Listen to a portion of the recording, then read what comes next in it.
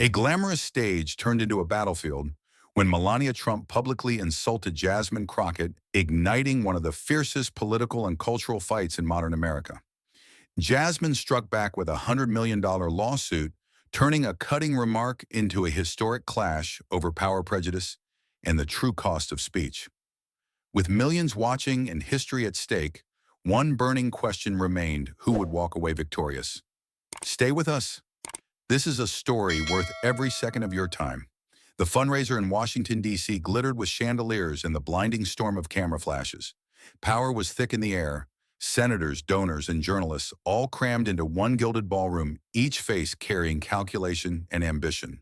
Conversations dropped to a hush when Melania Trump appeared, her gown flawless, her expression cold and unreadable. She moved like a statue come to life, elegant but untouchable, drawing every eye without lifting a finger. On the opposite side, Jasmine Crockett carried a different kind of power. She wasn't draped in jewels or hiding behind borrowed influence. She stood with a raw, fearless confidence that made people stare. Every movement, every glance reminded the room that she was not there to blend in. She was there to stand out. Cameras clicked as if pulled toward her, capturing the rising force that couldn't be ignored. Then came the dagger. Melania raised her glass, her voice calm but dripping with venom. Trash can never be turned into diamonds. She didn't name her target, but the insult cut clean, slicing through the hall. Donors stiffened in their seats, reporters froze, and every head turned toward Jasmine. No one doubted who the words were aimed at.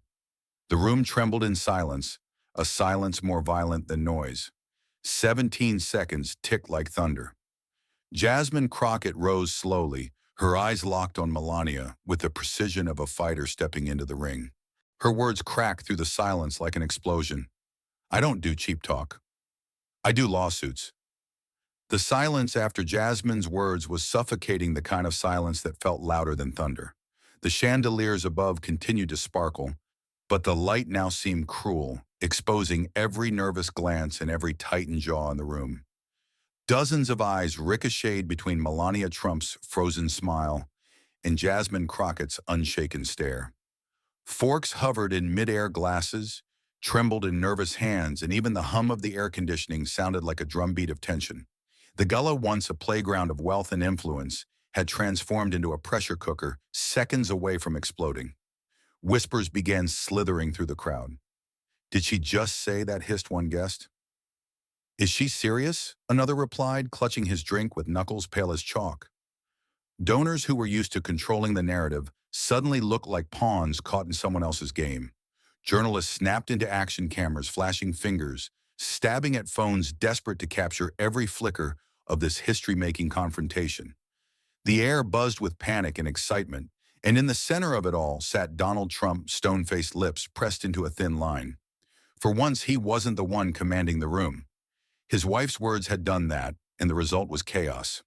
Within minutes, the chaos spilled beyond the ballroom walls. Clips of Jasmine's 17-second response raced across Twitter like fire through dry grass.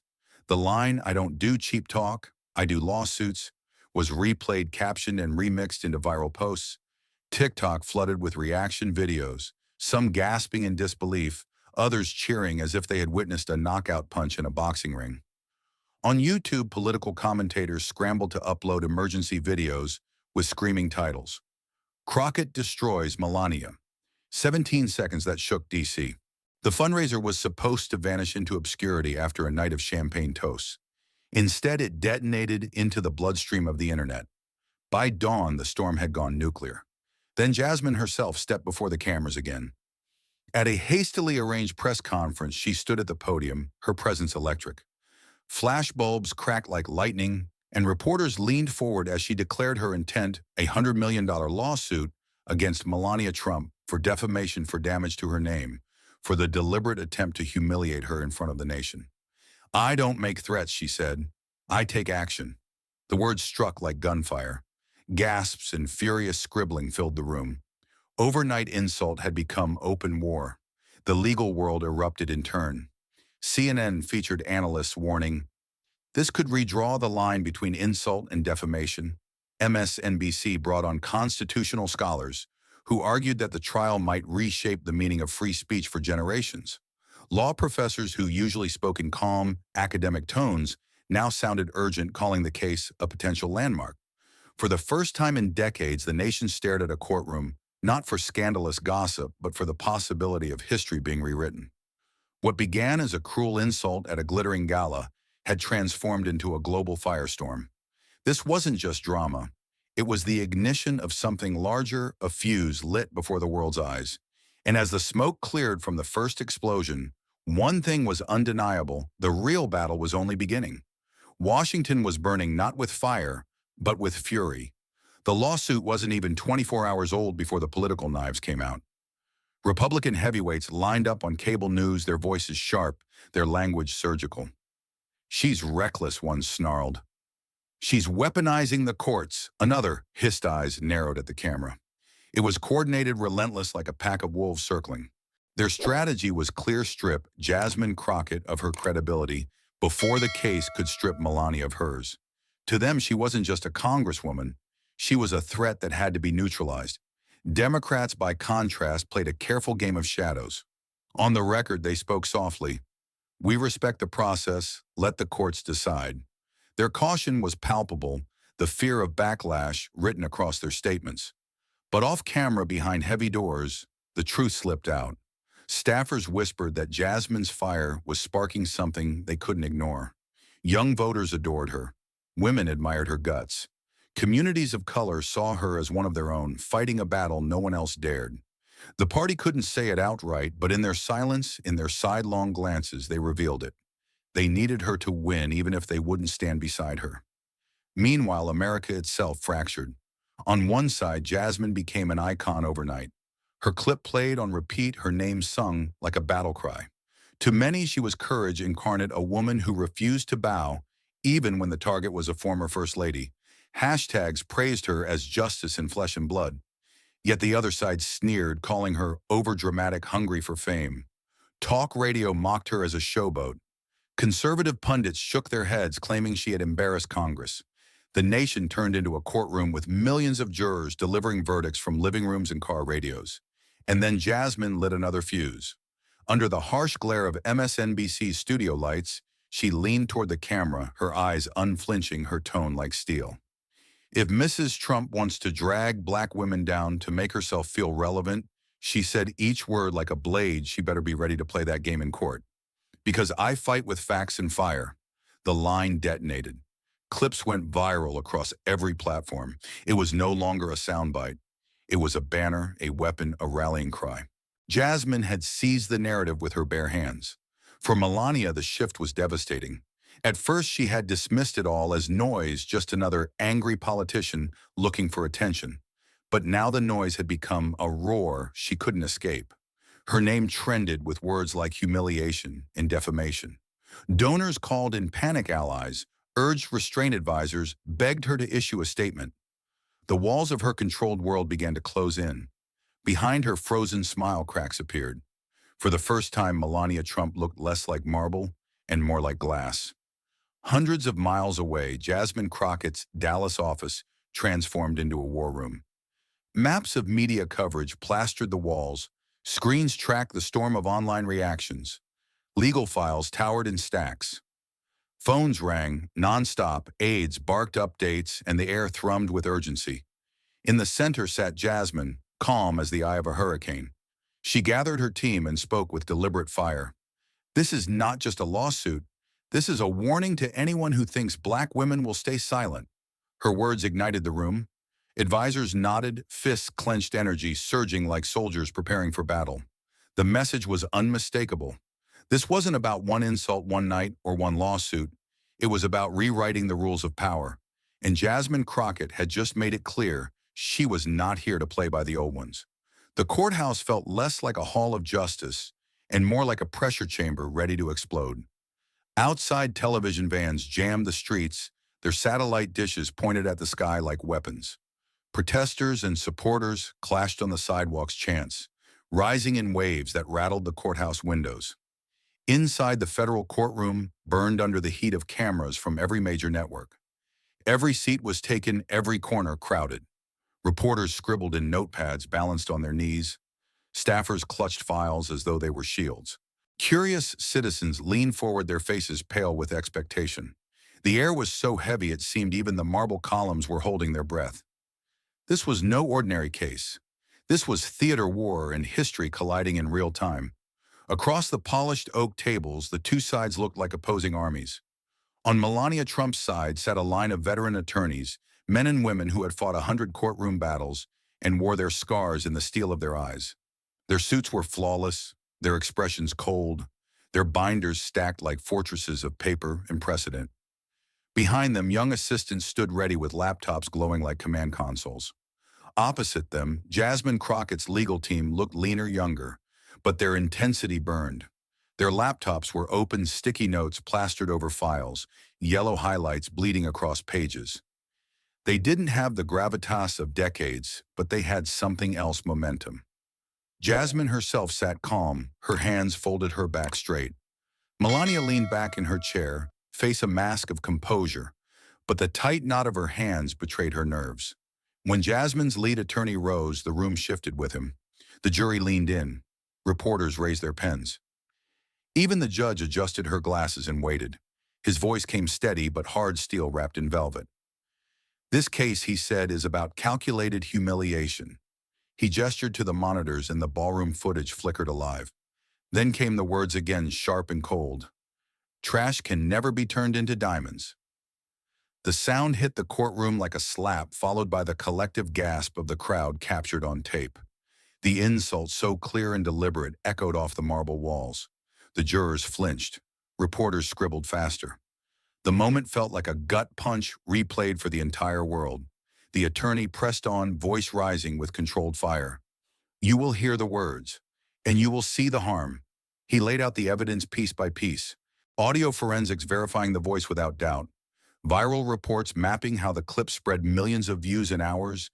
Hashtags trending across continents. Charts traced reputational fallout, invitations withdrawn. Speaking events canceled, sponsors gone silent.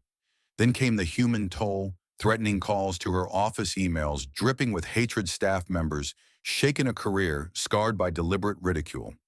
"This is not abstract," he said. "This is real, immediate, and devastating." Then the defense stood. Melania's lead lawyer adjusted his tie, his every movement calculated, deliberate. He walked to the center of the room with the calm confidence of a man used to commanding attention. His voice was smooth, measured, designed to reassure but sharp enough to cut. "This," he said firmly, pausing for effect, "was metaphor. This was rhetorical hyperbole. This was free speech." He raised his hands, palms open, turning to face the jury directly. No name was spoken. No direct accusation was made. If every harsh word, every metaphor, every insult could be branded defamation, then political discourse itself would be on trial. His team nodded in unison, sliding binders, thick with precedent, across the table. He opened one and tapped the page. "The law is clear. Public figures face the harshest scrutiny. That is the cost of the spotlight. And the bar for proving defamation is not outrage, it is malice. And malice must be proven." The room thickened with tension, every word dissected like flesh under a scalpel. The opening statements had set the room ablaze, but now came the fire itself, witnesses. The clerk called the first name, and the entire courtroom seemed to lean forward as a journalist strode to the stand. He swore the oath, sat stiffly, and gripped the armrests of his chair. His voice was steady, but his eyes betrayed the weight of what he had carried since that night. "I was 10 feet away," he said. Melania Trump wasn't speaking to the room. She was looking straight at Jasmine Crockett when she said those words. Everybody there knew who she meant. His statement dropped like a hammer. Jurors bent low over their pads, scribbling hard. Reporters' pens scratched in furious rhythm, their faces lit with the thrill of history being made. The next witness, a wealthy donor in an immaculate suit, shifted nervously in his chair. He tugged at his cufflinks, swallowed, and spoke. "I was sitting at her table. I saw the look on her face, the way her hand came up." She pointed. His voice cracked on the last word. She wasn't vague. She wasn't casual. She meant to humiliate, and it was directed at Congresswoman Crockett. The defense scribbled notes, lips tight, but the weight of his words sank into the room like lead. Jurors glanced up, catching the tremor in his hands. Intent was no longer theory. It had a witness. A woman from the second row followed, her face pale, her hands twisting in her lap. The room went dead silent, she said, her voice trembling, but resolute. People whispered Jasmine's name. No one doubted who it was aimed at. We all felt it like the air had been poisoned. A low murmur spread through the gallery. Even in the back rows, spectators leaned forward, eyes locked on her, as if they too had been in that ballroom trapped in the silence. Each testimony tightened the noose, each word adding weight until the evidence itself seemed to press against the glass of the cameras. Then the prosecutor stood tall. Your Honor, the jury must see what the witnesses saw. We request to enter into evidence the 6-camera footage from the gala. The lights dimmed, and 6 angles lit up the screens in unison. The insult rang out again. Trash can never be turned into diamonds. But this time, it wasn't just words. It was the look, the fury, the gesture. From one camera, Melania's jaw clenched, her cheeks flushed red. From another, her finger shot outward, stabbing through the air toward Jasmine. Another angle caught the ripple through the crowd, heads whipping in unison, all eyes snapping to the Congresswoman. 6 cameras, 6 perspectives. One undeniable truth: the insult was aimed like a weapon. The silence that followed was suffocating.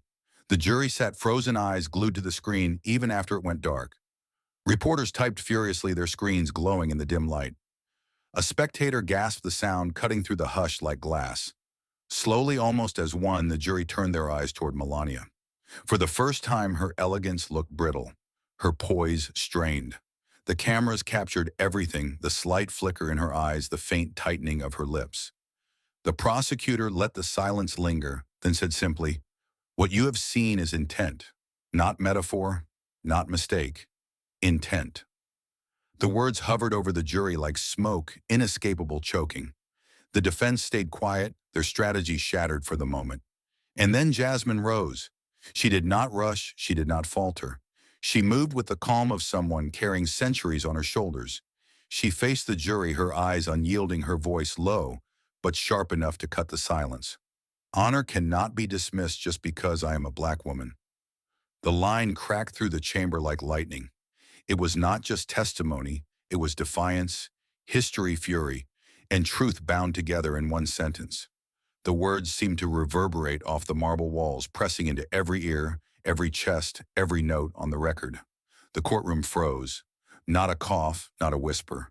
Even the judge's gavel lay still, as though no sound could compete with what had just been said. Then, like the breaking of a dam, the room erupted. Reporters shouted into phones, typing with frantic energy. Spectators leaned across benches, arguing in hushed but heated tones. Supporters of Jasmine nodded fiercely, eyes shining, while skeptics muttered under their breath. The jury remained motionless, their faces pale, their pens hovering. They had heard the testimony. They had seen the footage. And now they had heard Jasmine herself. The trial was no longer just evidence and argument. It was something larger, something dangerous, something unforgettable. But Jasmine's attorney was not finished. He rose slowly, his expression composed yet electric, the kind of calm that carried the weight of something devastating. Your Honor, he said, his voice sharp enough to slice the silence, we have newly authenticated evidence. He placed a small device on the podium, pressed a button, and the speakers crackled. This recording was taken 2 days before the fundraiser during a closed strategy session of Mrs. Trump's communications team. It has been forensically verified by independent experts. The voices are hers. The courtroom froze. Then the audio played tinny at first, but unmistakable. A male voice spoke first. We need something that will sting, something the press won't be able to ignore. Then came the bombshell, a female aide's voice, calm and deliberate. That line was prepared to humiliate Crockett in front of the press. Another voice followed quickly, a chuckle behind it. Yes, make sure it cuts deep. People need to see her as trash, not power. The words rang through the chamber like gunfire. They weren't rumor. They weren't gossip. They were planning, deliberate, orchestrated, undeniable. The silence that followed was suffocating. Jurors stopped mid-sentence, pens frozen in the air. Reporters, stunned for a second, exploded into a storm of typing, their screens filling with breaking news alerts. Spectators shifted on the benches, some with jaws open, others shaking their heads in disbelief. Everyone in the room knew what this meant. This was no slip of the tongue, no metaphor twisted by interpretation. This was a premeditated strike, a weaponized sentence rehearsed before it was delivered. The judge's gavel came down hard, restoring order, only in sound, not in spirit. "Mrs. Trump, you will take the stand," she said firmly. The gallery gasped the words, hitting with the weight of a sentence before the verdict. Melania rose slowly, her posture still graceful, but the measured elegance of her steps was thinner now, brittle. She took the oath, lowered herself into the witness chair, and waited. At first, her tone carried the same practiced calm she had always displayed, but when the recording was played again, her composure faltered. The room listened to her own staff conspiring, her name stitched into the fabric of the plan. She tried to speak. I cannot confirm who said that," but her voice quivered. Her eyes darted down, then sideways to her attorneys. The calm exterior cracked. Her hands clenched, her breath shortened, her words collapsed under the weight of the evidence. Every camera zoomed in, capturing the moment in relentless detail. The flicker of panic in her eyes, the tremor at the corner of her mouth, every frame told the same story. Reporters scribbled furiously, later describing it as the moment power collapsed. The mighty undone, not by shouts, but by the quiet tremble of their own words turned against them. The prosecutor didn't press. He didn't need to. The recording had spoken louder than any cross-examination. The jury sat stiff, their expressions shifting from neutrality to something closer to certainty. What had been framed as free speech now looked like cold calculation. The defense's narrative hyperbole metaphor, no intent, lay shattered on the floor. Then Jasmine stood. She walked to the center, each step deliberate, each breath steady. The gallery quieted, instantly pulled toward her, as though gravity itself had shifted. She looked directly at the jury, her voice low but sharp as glass. "Freedom can never be an excuse to turn humiliation into political strategy." The words cracked through the air, not shouted, but etched into the silence, carrying the authority of both fury and truth. The effect was volcanic. For a heartbeat, the courtroom was silent, paralyzed. Then it erupted. Reporters lunged for their phones, typing as fast as their fingers could move. Spectators broke into heated whispers, some nodding fiercely, others shaking their heads in disbelief. Jurors didn't move. Their pens hovered above their pads, frozen, their eyes locked on Jasmine. The judge struck her gavel again, but it hardly mattered. The atmosphere had shifted irreversibly. Everyone in the chamber, jury, spectators, press, understood they had just witnessed the pivot point. The defense's strongest argument had been gutted, and the balance of justice had tilted. The trial no longer felt like a battle of equals. It felt like inevitability. Jasmine's side had seized the high ground, and the scales of justice now leaned unmistakably in her favor. The trial had been a hurricane, but when the jury retreated to deliberate, the storm moved behind a locked door. 12 strangers carried the weight of history into a room no larger than a classroom, and the silence outside grew unbearable. Reporters paced the hallways, refreshing feeds, their whispers, razor-sharp, unprecedented, career-ending, historic. Hours bled into hours. The sun dipped, the courthouse lights buzzed, and still there was no word. Outside, thousands pressed against barricades, chanting, their voices rising like thunder. Supporters shouted Jasmine's name while opponents screamed that free speech was under attack. The courthouse shook with the sound of two Americas colliding. Inside that sealed room, the jurors wrestled. They replayed the video again and again, 6 angles of a pointed finger, a face twisted with disdain. They read the transcripts, the damning internal recording, where aides spoke with chilling clarity. That line was prepared to humiliate Crockett in front of the press. "Make sure it cuts deep." Some jurors leaned back, arms folded, muttering about caution, about precedent. Others leaned forward, eyes burning, repeating the same words. This wasn't an accident. This was intent. The arguments clashed, voices rising, then falling into silence as the evidence loomed over them like a mountain. At last, after hours of grinding debate, a decision was reached. When the jury filed back into the courtroom, the air snapped tight. The foreperson rose, paper in hand, voice steady but vibrating with gravity. "We, the jury, find in favor of the plaintiff, Congresswoman Jasmine Crockett." Gasps tore through the gallery. Reporters scrambled, their fingers already flying. And then the blow that shattered the chamber. The defendant, Melania Trump, is ordered to issue a public apology and pay damages in the amount of $100 million. The words hit like a detonation.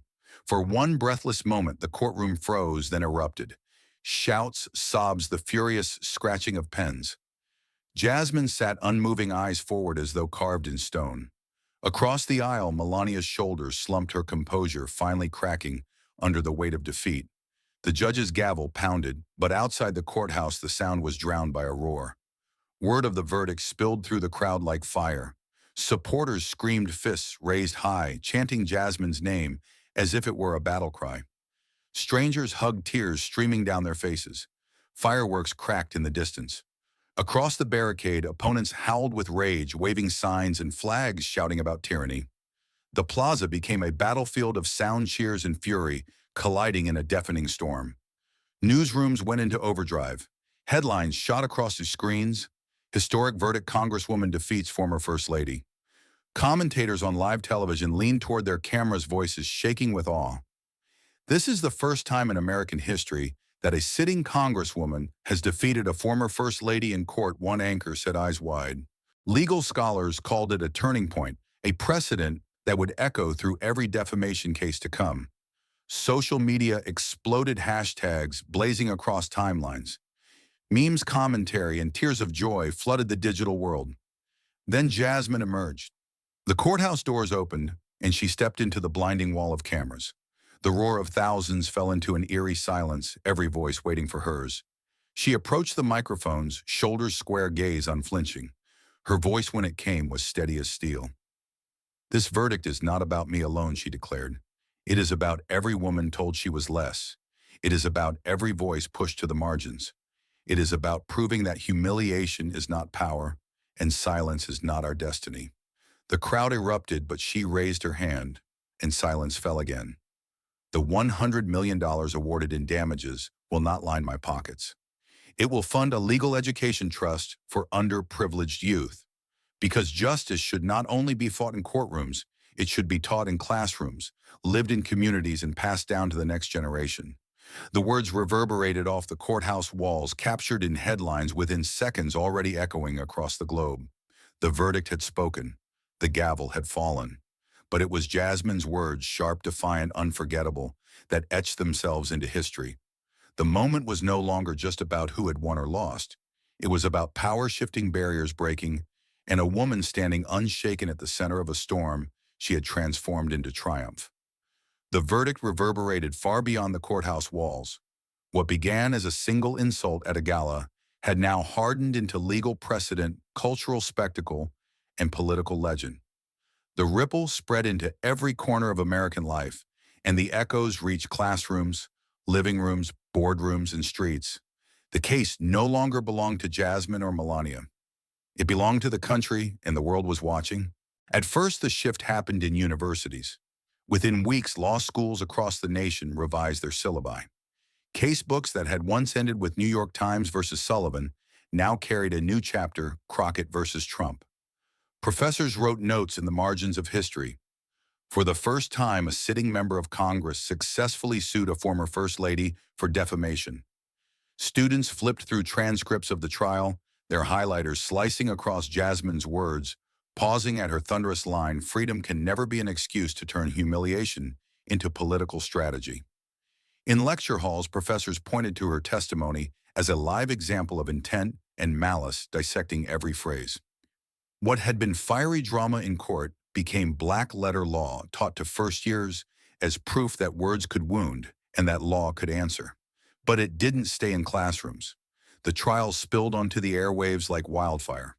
Talk shows booked panels stacked with legal experts, activists, and comedians. Every night, networks replayed the 6-camera footage of Melania, pointing her face flushed with fury. Some hosts covered it like history, others turned it into satire, their punchlines sharp as scalpels. One late-night comedian quipped, "Forget diamonds, turns out words can cost you $100 million. The audience roared, clips went viral, and memes exploded online. On TikTok, teenagers lip-synced Jasmine's iconic line about lawsuits while fake gavels slammed in the background. On Twitter, hashtags morphed into rallying cries, screenshots of Melania's faltering testimony paired with captions like, "Moment of collapse." The internet, never merciful, stamped the verdict into pop culture, ensuring it could never fade quietly. Documentary crews moved just as fast. Streaming platforms scrambled for rights, each racing to brand the definitive retelling. Within months, trailers lit up screens, slow-motion shots of courtroom doors, opening dramatic cuts of Jasmine walking to the stand, and narration declaring the trial that redefined free speech. Interviews with jurors, legal scholars, and even stunned donors were woven into slick productions. One series titled Words on Trial opened with a chilling line from the internal recording, "Make sure it cuts deep." Viewers across the globe binged the episodes, rating them like thrillers, even though every scene was real. For many, it wasn't just television. It was a reminder that justice could still land like a hammer. While the media feasted, something deeper took root. Across the country, women of color saw Jasmine not just as a congresswoman, but as a beacon. In town halls, churches, and college dorms, her name was spoken with reverence. Social media threads bloomed with comments like, "She stood up for us all," and finally someone didn't back down. In grassroots rallies, women carried signs reading, "Facts and fire and our voices won't be trash." In neighborhoods where skepticism toward politics ran deep, Jasmine's fight reignited belief. For many Black women, she became proof that dignity could be defended, that power could be confronted, that silence was not the only option. They called her a lighthouse, a steady beam in storms of dismissal and disdain. Meanwhile, Melania's image corroded. Once a symbol of icy elegance, she became shorthand for arrogance. Magazine covers that once flattered her now dissected her fall. Editorials declared her the face of calculated cruelty, while tabloids mocked her courtroom collapse. Political cartoons sketched her pointing finger, the gesture frozen in infamy, captioned with dollar signs and broken crowns. Even in conservative circles, whispers grew she had misplayed, underestimated, overreached. Allies avoided her, donors retreated, and her name, once shielded by luxury, now carried the sting of disgrace. What had been a single remark became her legacy, an emblem of hubris shattered by the very stage she had tried to control. The shock waves didn't stop at America's borders. International headlines blazed with variations of the same theme. In the U.S., words carry a price. European dailies marveled at the spectacle, Asian broadcasters ran montages of Jasmine's speeches, and commentators in South America framed the case as proof that elites were not untouchable. Legal scholars in London debated whether the verdict signaled a global shift in defamation law. A Parisian paper declared, "The gavel is louder than the insult." In Nairobi, activists hailed Jasmine's victory as a model for women fighting political denigration. The world interpreted the case not just as an American drama, but as a universal reckoning. Words could topple reputations, and courts could carve justice from their wreckage. Yet the most enduring moment remained Jasmine's own declaration on the courthouse steps. When she promised the $100 million would fund a legal education trust for underprivileged youth, the crowd erupted with a roar that shook the plaza. News anchors replayed it again and again, her face lit with resolve, her voice unwavering. Justice should not only be fought in courtrooms, it should be taught in classrooms, lived in communities, and passed on to the next generation. It was a line destined for history books, etched into the nation's memory alongside the verdict itself. Schools invited her to speak, youth programs rallied around her, and parents across the country repeated her words to their children as both lesson and warning. What began as a bitter insult in a glittering ballroom had spiraled into one of the most defining legal and cultural battles in modern America. Law schools canonized it, media immortalized it, communities were galvanized by it, and the world understood the message carved into its bones. In America, words are not free of consequence. They can empower, they can destroy, and under the right gavel, they can cost $100 million. The gavel had fallen, but the echo did not fade.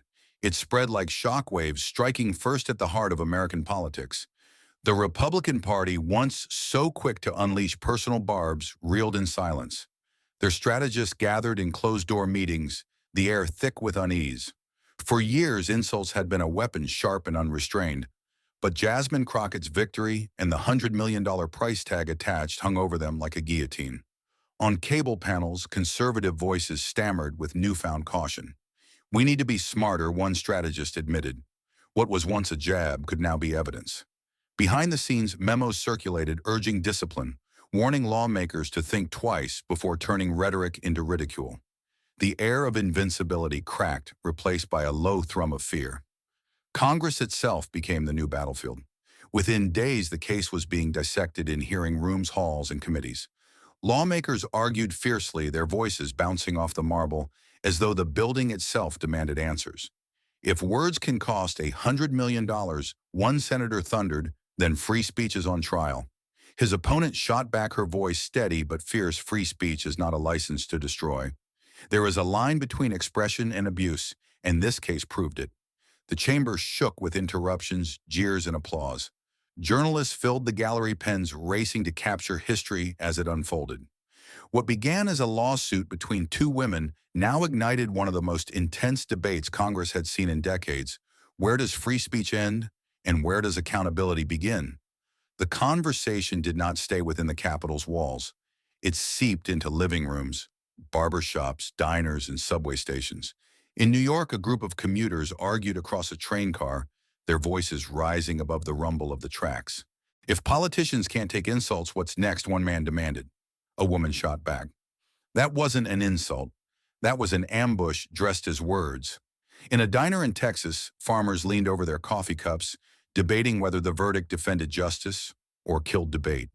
Across campuses, students filled auditoriums, professors scribbling Crockett v. Trump on whiteboards and asking, how much freedom is too much? The question rolled like thunder. When does free speech become abuse? Popular culture seized the trial and ran wild.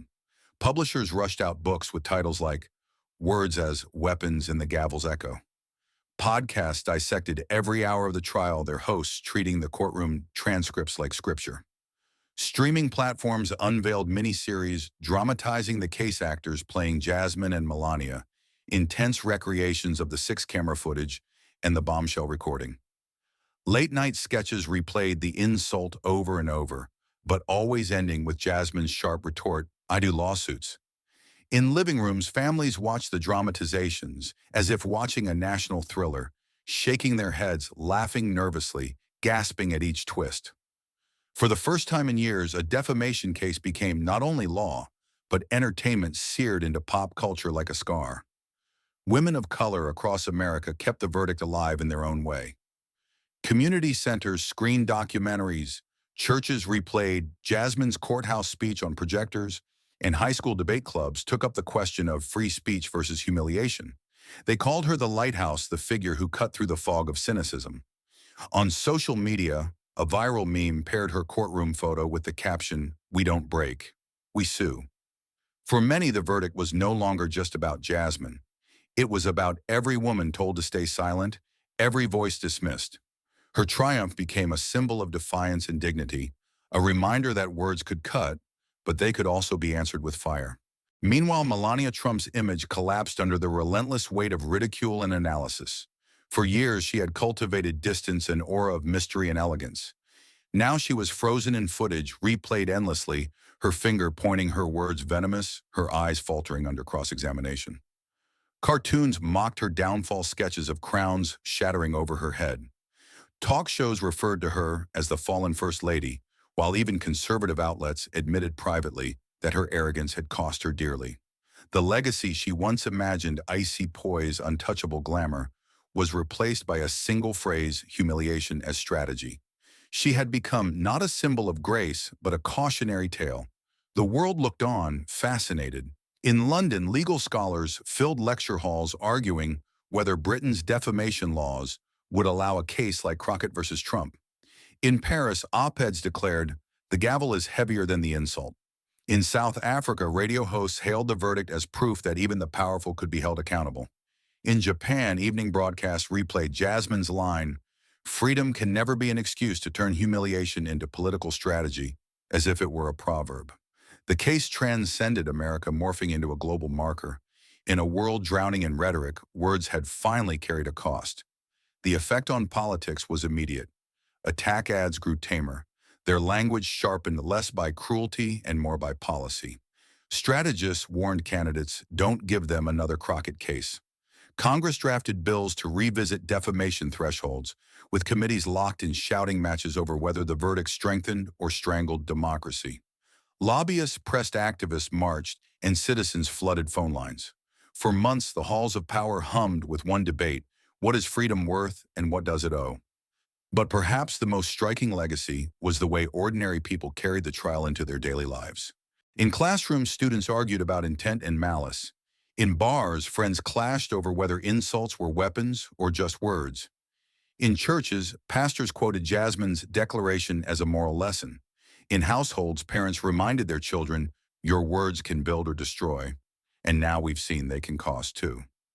The Crockett case had begun as a bitter spark at a glamorous fundraiser. It had exploded into a trial that transfixed the nation. And in its aftermath, it burned into culture, politics, and memory. Republicans moved with caution. Congress wrestled with principles, popular culture, replayed the story endlessly, and citizens everywhere debated its meaning. It was no longer Jasmine versus Melania. It was America versus itself, a country staring into the mirror and asking the hardest question of all: where does free speech end and where does abuse begin? The national debate did not fade. It swelled like a drumline, and from the noise, a single face rose above the crowd: Jasmine Crockett. She was no longer just the woman who stood up in a ballroom or the plaintiff who prevailed in court. She became the compass in a storm that had swallowed politics, media, and public life. Invitations arrived by the stack from cities that rarely agreed on anything.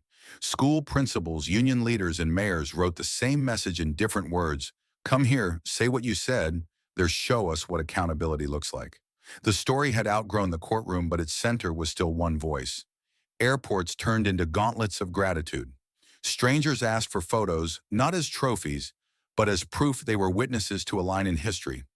In Nairobi and Seoul and Belfast and Sao Paulo, billboards and magazine covers framed her stance as a lesson, not a trend. A European editor called her the steady flame in a wind tunnel.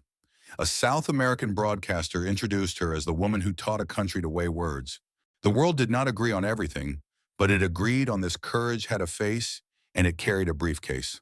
The mail told the rest. Letters from teenagers who had been mocked for their accents, from young reporters, told to smile more, from nurses who had been yelled at and kept working anyway.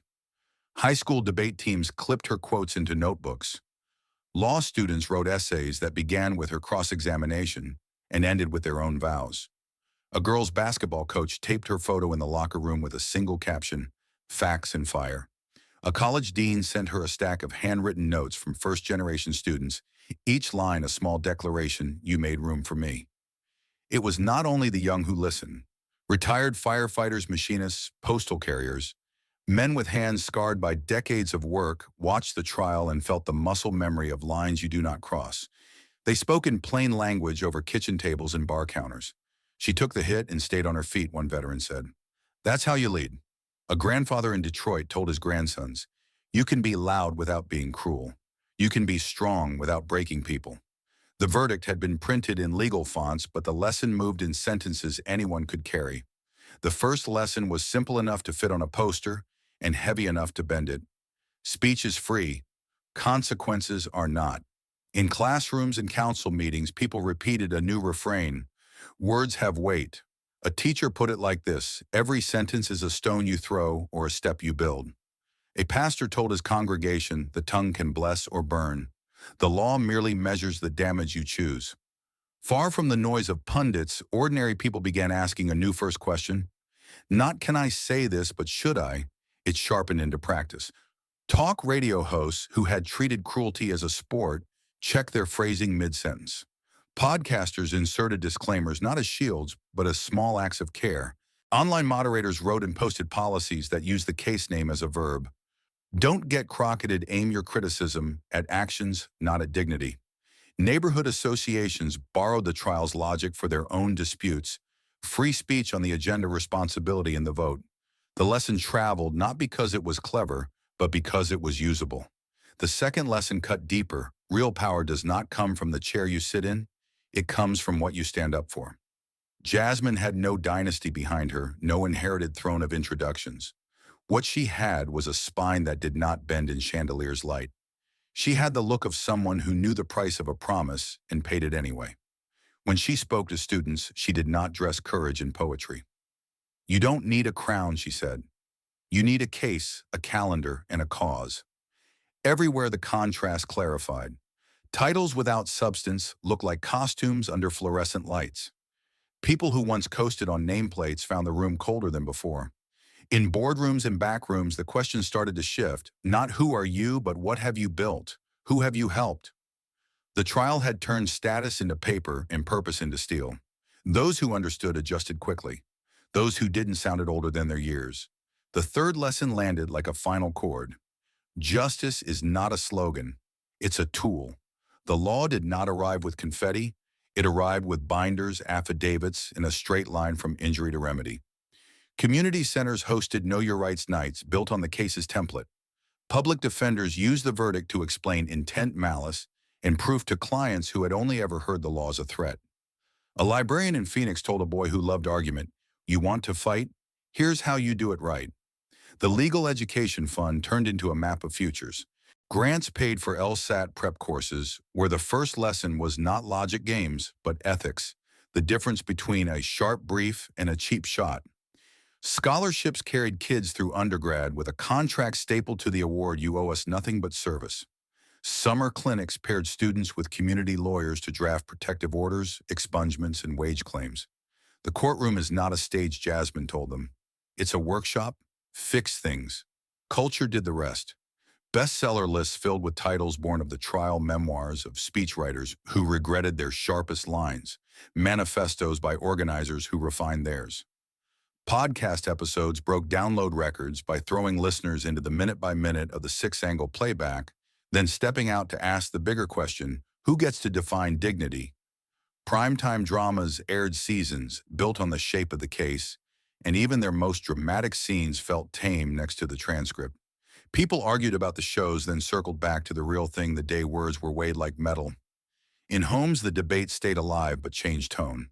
Parents made a habit of asking their kids at dinner, "What did you say today that built something?" Teens rolled their eyes, then remembered the question while texting. Office teams adjusted the way they gave feedback. Rough edges stayed, cheap shots fell away. A union meeting in Cleveland ended with a small vote, a new code of conduct signed beneath a printout of her quote in bold. That was how it spread, not as a sermon, but as a habit. On 1,000 stages, Jasmine Crockett became the speaker who didn't sell rage or consolation, but instruction. She walked out without flash, spoke without frills, and left behind a checklist you could use in the morning. People did not leave her events chanting. They left with calendars and names. A factory foreman took notes for a safety briefing. A school principal rewrote a staff email. A candidate crossed out an applause line and replaced it with a plan. Inspiration, it turned out, was not a firework. It was a tool belt. That is how a face becomes global, not by being everywhere, but by helping people be better where they already are. She did not claim sainthood. She claimed responsibility. When asked on a late-night set what the win felt like, she answered without blinking, temporary. "Every day is a new argument, and I plan to show up." The host paused, then admitted he hadn't expected that answer. The audience laughed softly, the kind of laugh that says, "That's right." And still the story kept its cinematic spine. Reporters loved the scale of the verdict, the choreography of the courtroom, the image of a former first lady on the stand. But the reason it lasted was smaller and harder. A nation learned to listen for the weight in its own sentences. Drive time callers corrected themselves mid-rant. City council members caught their metaphors before they curdled. The question shifted everywhere from how loud to how true, which brings the camera back to the steps of the courthouse, where the crowd is a living sea and the microphones bloom like iron flowers. The sun is low, turning glass into fire. Security holds the line. Reporters hold their breath. Jasmine Crockett steps out, not as a heroine out of legend, but as a woman who kept a promise under lights and pressure. She does not raise her hands. She does not savor the moment. She simply stands where everyone can see her. For a long second, there was only the sound of flags snapping in the wind and the high, thin whir of cameras. Then she leans into the microphones, and the plaza falls perfectly still. Her voice is steady, the same timbre it held when the room turned against her and when the law turned in her favor. "Today I did not win just for myself, but for all the women who were forced into silence." The sentence is plain. It does not reach for poetry. It does not need to. The silence after it is not empty. It is full of memory of relief of the hard truth that some things should never have needed saying. Then the noise returns all at once. The crowd surges and shouts. The cameras flare and burn. People weep and laugh and hold one another up the way strangers do when they've shared a dangerous thing and lived. She steps back, nods once, thanks the officers who kept the line, and walks down the steps without looking back. Across the world, the scene plays on loops, a woman in a dark suit, a sea of faces, a line that belongs to anyone who needs it. The law has done its work. The lesson has begun to do its own. And the story ends where it should, with a door opening, a path clearing, and a leader who understands that the point of a victory is not applause, but the work that follows work that will be done by the many who heard her, believed her, and chose to carry the weight of their words with care. The roar from the courthouse steps was still rolling down the boulevard when the cameras tilted in hunting for one last line to brand into the night. The crowd's chant softened, then thinned to breathing and shoe scrape, and the quick flutter of press badges in the wind. Jasmine glanced over the microphones as if measuring their weight, as if deciding whether they deserved what came next. Behind her, the columns looked like the ribs of a great animal, hollowed by the day's fight and still standing. She drew a breath that sounded like resolve scraping against steel. Then she gave the moment its spine. She started with the hard parts, the parts no victory speech usually mentions the nights when the lies were louder than the facts, the mornings when the inbox was a smoke alarm. She talked about how ridicule is cheap until it becomes costly, how a sentence can bruise when it's aimed like a weapon. She told the crowd she had learned to carry evidence like armor and to trust the slow way justice walks. She reminded them that the courtroom is a place where heat dies and proof survives. And then she set the hook that would hold truth can be challenged, but never buried. Silence didn't just fall, it bowed. The words moved through the plaza like a low wave, steady and heavy, washing grit off everything it touched. People didn't cheer first. They swallowed as if the line needed to settle before it could echo. A reporter lowered his camera to write it down by hand like a vow. A woman in the front row mouthed it once twice as if memorizing the rhythm. And then the echo arrived loud and layered, carried by lungs full of relief. She explained what challenge means in the real world, so no one could dress the word in romance. It means cross-examined, misquoted, drowned in noise and sarcasm, picked at by clever hands with dull ethics. It means seeing your name stapled to lies and having to peel them off one by one while the world watches. It means the slow bleed of dignity and the quicker bleed of patience. But it also means a second thing, that truth survives the pressure it deserves to survive. Anything that breaks under questions wasn't truth. It was costume. She turned to the other half of the sentence and made buried into a picture everyone could hold. Buried is the rumor with a tuxedo, the smirk behind a podium, the staged laugh that chokes a room into agreement. Buried is a shovel of clout thrown over a small voice until it goes quiet. Buried is the trick of timing, drop the insult late, deny it early, and hope fatigue does the rest. But truth is a spring under a thin layer of dirt. Step on it and it finds another seam to the surface. She named the people who kept that spring open when the weight got heavier than pride. The jurors with cramped hands who rewound the same 17 seconds until the pixels were a map. The clerk who labeled every exhibit like a librarian fighting a flood. The analyst who stared into waveforms until the voice stopped being famous and started being data. The student who sent an email at 3 a.m. that said simply, "Keep going." That is how truth breathes through ordinary lungs that refuse to stop. She pointed to the building and said, "The law isn't a museum exhibit, it's a tool bench. A gavel is not a trophy, it's a hammer.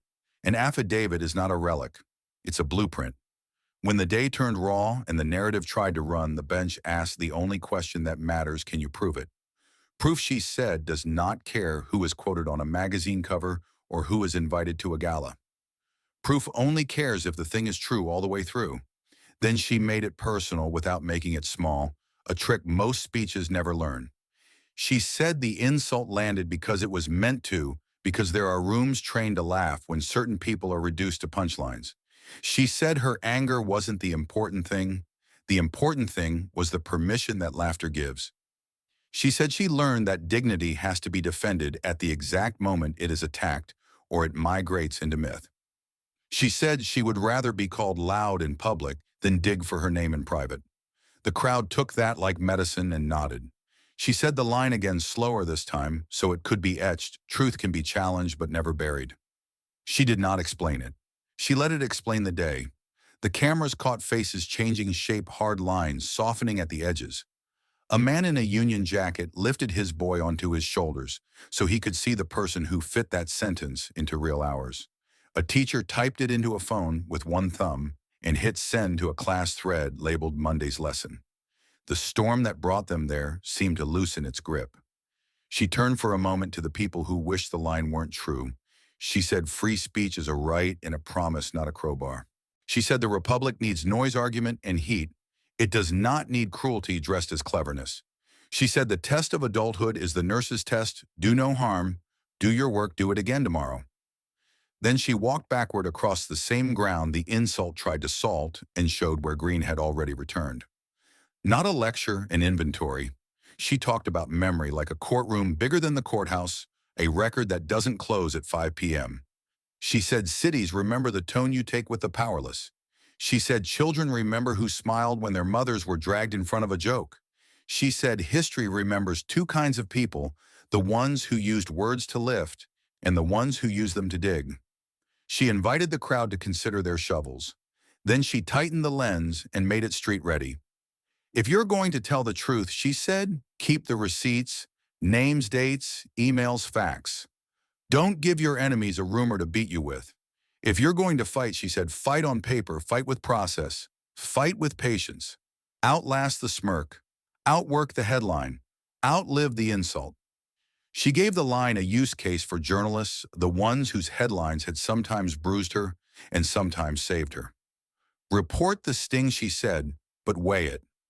Quote the heat, but cool it in context. If a sentence is meant to wound, hold it by the blade so the public sees the point. There's a difference between amplification and surgery. Choose the one that heals. Then she turned to the people who didn't like her and never would. She didn't ask for truce.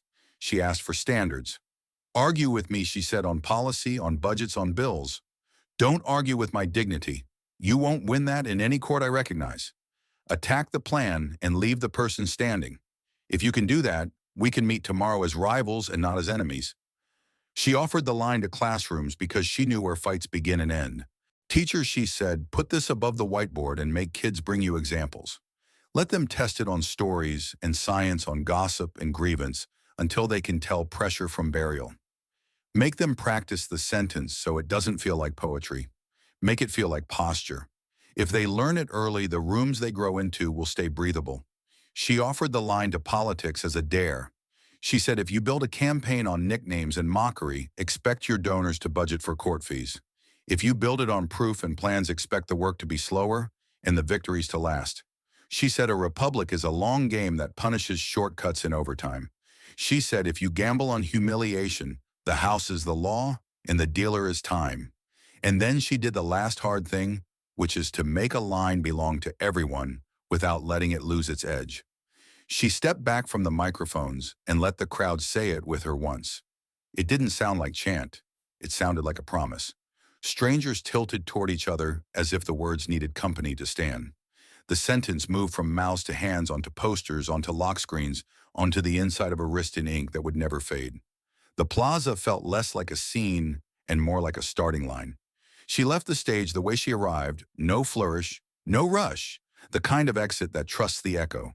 The cameras kept filming and the boom mics kept fishing, but the story had already chosen its last shot: a set of stone steps, a hallway of shadow and sunlight, a crowd that was louder walking away than it had been when it arrived. The line kept working in the air like aftershock. Reporters practiced saying it into their phones without sounding like they were selling it. It didn't need selling. It needed carrying. Later that night, the clip looped on every screen in the city that had stayed up too late for justice before and would again. In quiet rooms, people repeated it to themselves, as if to test whether their day had matched their mouth. In loud rooms, someone wrote it on a napkin and taped it above a bar, so the regulars would have to look at it before laying down a terrible take.